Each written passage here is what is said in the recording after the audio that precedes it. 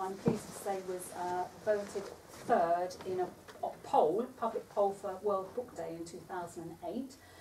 This one was based on an overheard conversation. So conversations are also a very good source of information for authors. We are very nosy people. We eavesdrop all sorts of conversations. You know, people are fascinating. If you ask them questions, they will tell you their life history. And people's life histories are very interesting. You can always make something out of them.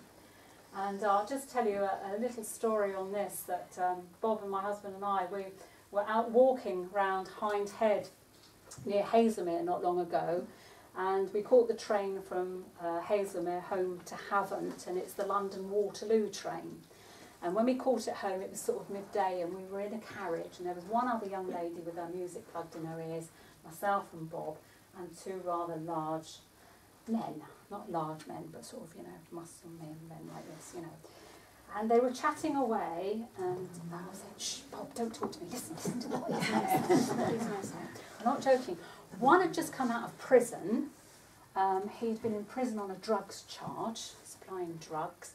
The other one was on a charge for drink driving and theft. And he was going up, he was talking about his CPS and his fine and everything else.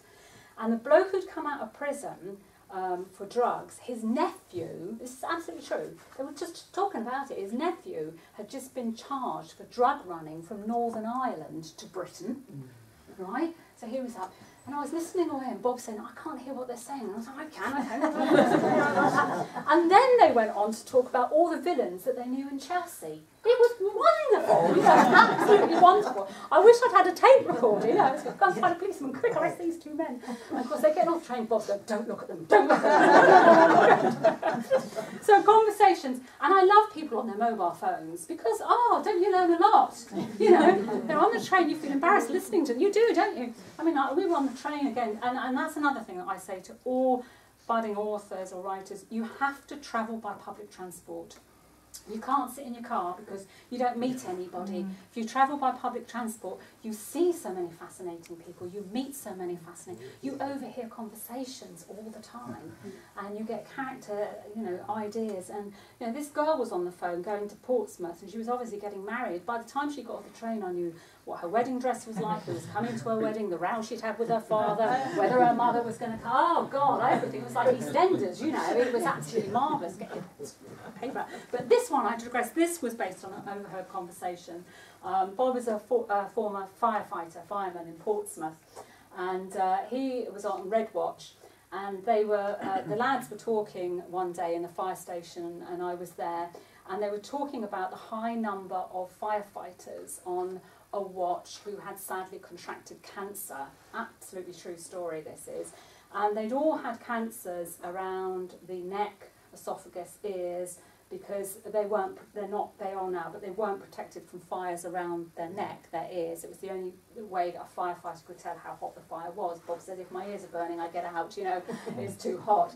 And they were talking about how these firefighters had cancer, and they believed it was linked to a job that they'd been on at some stage, but they couldn't prove what job it was because there's always hazardous chemicals in a fire. So I took that idea and thought, wouldn't that make a good thriller? So in this one, firefighter Jack Bartholomew is killed whilst putting out a fire, and he leaves behind him a cryptic message for his best friend Adam Green, who's a marine artist, to take up the quest about why these firefighters are dying. And Adam Green's a reluctant hero, but he has to follow it through, and so doing, he uncovers an environmental and political scandal in that one. And In for the Kill, the one that you get free today if you do want to buy a book, and that's about a guy who has just come out of Camp Hill Prison on the Isle of Wight, which is no longer called Camp Hill Prison. They change things so quickly, I think all my novels are going to be historical soon. All these mergers and things. But he comes out of Camp Hill Prison, and he's been convicted of fraud and embezzlement. And he didn't do it, he's innocent. He doesn't know who framed him, but this really is identity theft. somebody's stolen his identity, planted something on his hard drive, and he's got convicted. His life's been ruined. So he's coming out, and he wants to find this guy who's framed him, and essentially kill him. You know, whether he does or not. In the end, I'll leave you to find out if you get it. But again, this one was interesting because I wrote that first published in 2007. And identity theft now in 2014 is a big, big problem, and a huge growing problem. And I'm fascinated by that, and I've been talking to a lot of experts about that. But that was really it's 2007. A lot of things have changed since 2007. So.